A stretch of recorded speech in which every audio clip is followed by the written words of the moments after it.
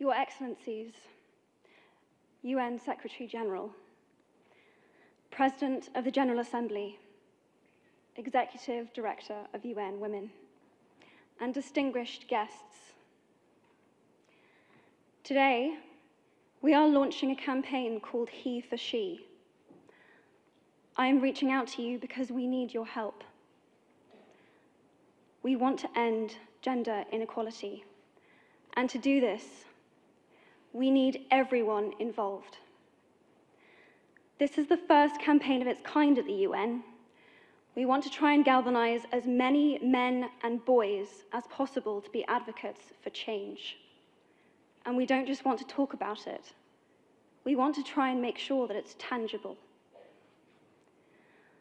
I was appointed as Goodwill Ambassador for UN Women 6 months ago. And the more I've spoken about feminism, the more I have realized that fighting for women's rights has too often become synonymous with man-hating. If there is one thing I know for certain, it is that this has to stop. For the record, feminism, by definition, is the belief that men and women should have equal rights and opportunities. It is the theory of the political, economic, and social equality of the sexes. I started questioning gender-based assumptions a long time ago. When I was 8, I was confused being called bossy, because I wanted to direct the plays that we would put on for our parents. But the boys were not. When at 14, I started to be sexualized by certain elements of the media. When at 15, my girlfriends started dropping out of their beloved sports teams because they didn't want to appear muscly. When at 18, my male friends were unable to express their feelings. I decided that I was a feminist, and this seemed uncomplicated to me. But my recent research has shown me that feminism has become an unpopular word. Women are choosing not to identify as feminist. Apparently, I am among the ranks of women whose expressions are seen as too strong, too aggressive, isolating, and anti-men, unattractive even. Why has the word become such an uncomfortable one? I am from Britain, and I think it is right that I am paid the same as my male counterparts. I think it is right that I should be able to make decisions about my own body. I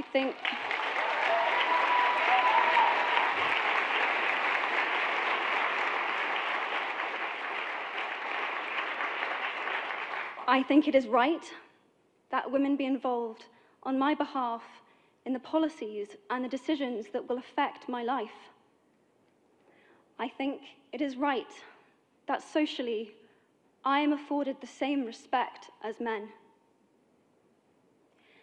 But sadly, I can say that there is no one country in the world where all women can expect to receive these rights.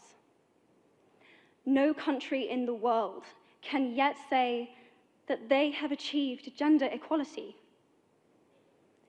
These rights I consider to be human rights, but I am one of the lucky ones. My life is a sheer privilege because my parents didn't love me less because I was born a daughter. My school did not limit me because I was a girl. My mentors didn't assume that I would go less far because I might give birth to a child one day. These influences were the gender equality ambassadors that made me who I am today. They may not know it, but they are the inadvertent feminists who are changing the world today. We need more of those. And if you still hate the word, it is not the word that is important. It's the idea and the ambition behind it. Because not all women have received the same rights that I have. In fact, statistically, very few have been. In 1997, Hillary Clinton made a famous speech in Beijing about women's rights. Sadly, many of the things that she wanted to change are still true today. But what stood out for me the most was that less than 30% of the audience were male. How can we affect change in the world when only half of it is invited or feel welcome to participate in the conversation? Men, I would like to take this opportunity to extend your formal invitation.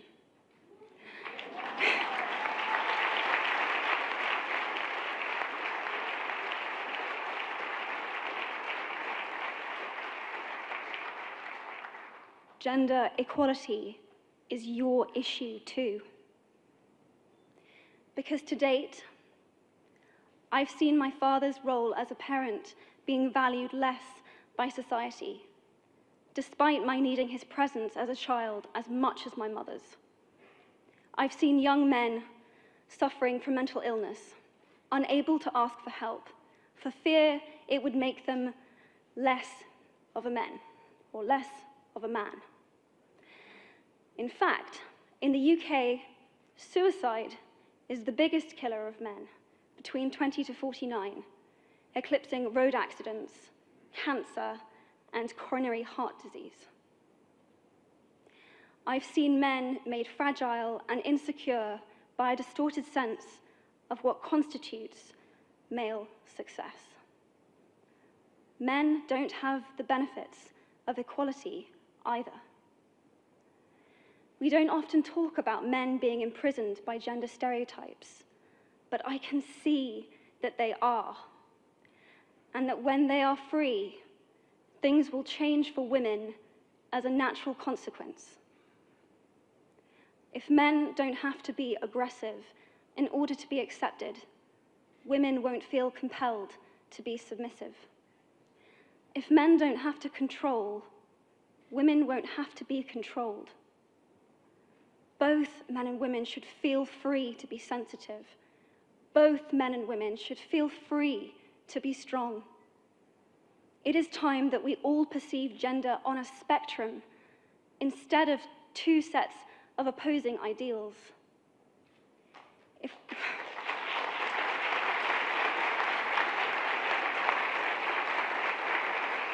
If we stop defining each other by what we are not and start defining ourselves by who we are, we can all be freer.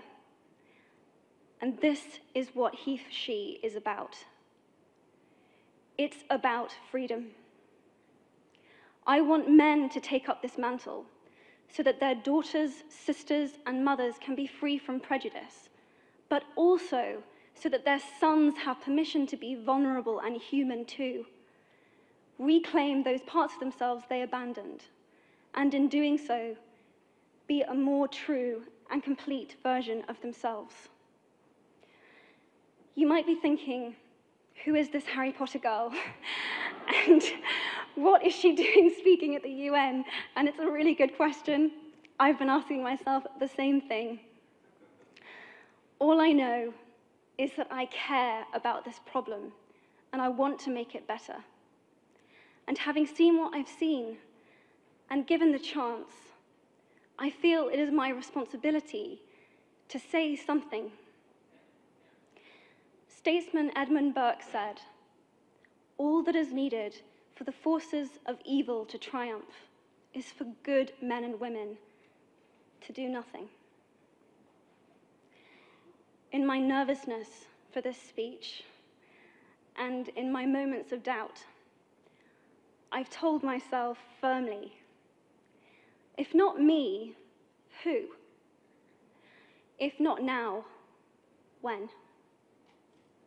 If you have similar doubts when opportunities are presented to you, I hope that those words will be helpful.